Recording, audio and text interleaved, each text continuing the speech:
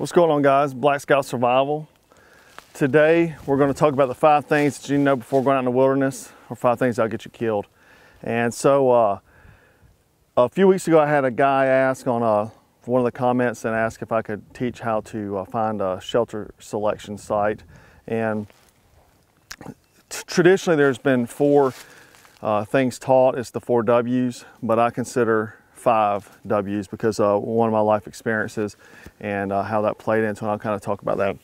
So setting up a campsite, I've got my tarp here. This is a standard tarp. This is a Ottawa tarp from Ben's Backwoods. Ben is a good friend of mine.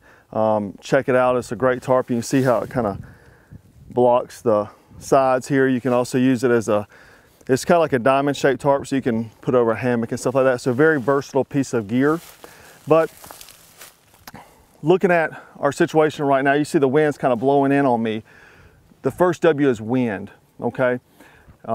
Wind can rob you of your heat, your body's heat, you know, through convection. So being blown against, you know, that's why it's important to make sure you're wearing your layers and protective gear.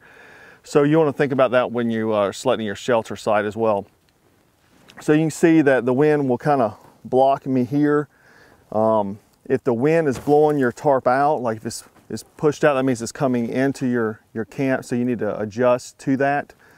You don't want to be up on top of like hills or high areas where, you know, there's nothing protecting you or guarding you. I'm kind of down in this valley here. Higher ground is up that way, so I'm kind of down a little bit. The other thing is that also look at the sunlight. Like right now, southeast direction, we've got the radiant heat from the sun. And you kind of want to face your camp towards that so it can heat up your campsite during the daytime. So if I was facing that way, I would be in the shade. So now I can get all this sunlight right here. So you also want to make sure that the wind will come between you and your campfire. Make sure it's not blowing into your camp. And that's kind of taking that smoke away, but you're getting that radiant heat from your fire. The next W is the most important thing in life. You know, every living organism is water. So I got my camp here. You can see we got water down there. Now you can see I'm far enough away from the water that if the water was raised, flash flood, anything like that, I'm not going to be, you know, me or my camp's not being affected. Also, my campsite is dry. The ground is dry here, but the further down I move down there, the ground may be. So I don't want to put my camp down there. A lot of times you see people, you know, on television shows and stuff like that, they'll camp right beside the water. That's not a good thing. Another thing is animals are constantly in and out of the water, and we'll get to that in a minute. So make sure you're close to it so you can get water, but you're far enough away that you're not gonna, you know, get swept away. The next W is wood. Okay, so wood is necessary for you to have fire. It's hard, especially if you're in a wet area where everything may be wet on the ground. You want to find trees that are like, you know, down but may be elevated off the ground so they're not getting wet, or lower limbs of trees that may be dead. If you look right here, I mean, I'm in a perfect campsite right now, you know, just out in the wilderness. This is not a campsite, but perfect place just out in the wilderness. Right here by the water, then we have the dead tree here. Nothing but firewood right there. I could take my silky saw and just, you know, go to town. I could live out here for weeks, you know, months off that firewood. You know, probably maybe even a year off that firewood. So we got nice resources here. Then you also see, if you look right here, these 2 trees right here, this is cedar, great tinder material. So all I gotta do is strip off a little bit when I need it and just rough it up, and I can make a fire tinder. So I got all the resources I could want right here, water and wood. The next thing, the next 2 things are things that can kill you. Number 4 is widowmakers, okay? Widowmakers are dead branches or stuff like that that can fall in the middle of the night, kill you, you know, impale you, crush you in your camp while you're sleeping.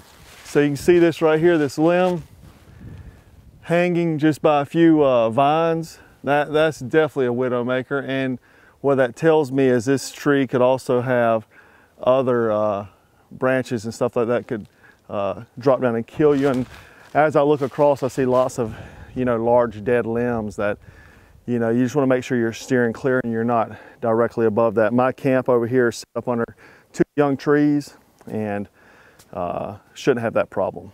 The last thing nobody really ever talks about is wildlife. This was my addition to the 4 Ws. I was working as a consultant for a television show for Discovery Channel a few years ago, and during that show I can't really divulge a lot of information because when you're a consultant you have to sign non-disclosure agreements, but I will say I was in the Canadian border, and the series was wilderness survival, and the contestants were kind of like out by themselves and stuff like that. The problem was bears. They were, you know, it was right close to hibernation season. They were, you know, going nuts, trying to, you know, feed up before they go into hibernation, and they kept bothering the contestants. So the problem with that was, you know, you have to know about the wildlife. Before I went to go work for them, I actually went and studied with the National Ranger Service in that area about bears and stuff like that. So you need to learn what kind of wildlife can hurt you there. It could be, you know, down here, it could be water moccasins. You know, you want to be cognizant of what those animals are doing. You don't want to set your camp up on a game trail where they're moving in and out. So these type of things, you know, different animals and their habits. And if it's like something like where there's predatory animals and foreign country, you definitely want to be aware of that, and you want to kind of maybe set up security to defend against that. Things like bears, you know, you don't want to have things in your campsite that could maybe draw them in and get you hurt. So that is the 5 W's, and I hope you enjoyed it and take that information. It's easy to remember, and it's a very important thing to know. And like I said, check out this tarp, one of my favorite pieces of gear, very lightweight, ripstop nylon, so it's not going to, you know, get a hole in, it's not going to tear up. It's got loops fastened all around instead of grommets, so you can repair these with thread needle in the field. You know, instead of grommets you can't repair unless you have a machine. They got a different natural colored tones, like I think Ranger green and stuff like that.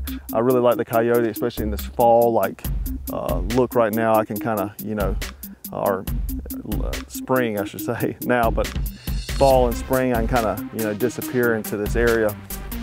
But check that out at Ben's Backwoods. I'll put the link below. And as always, thanks for watching Black Scout Survival.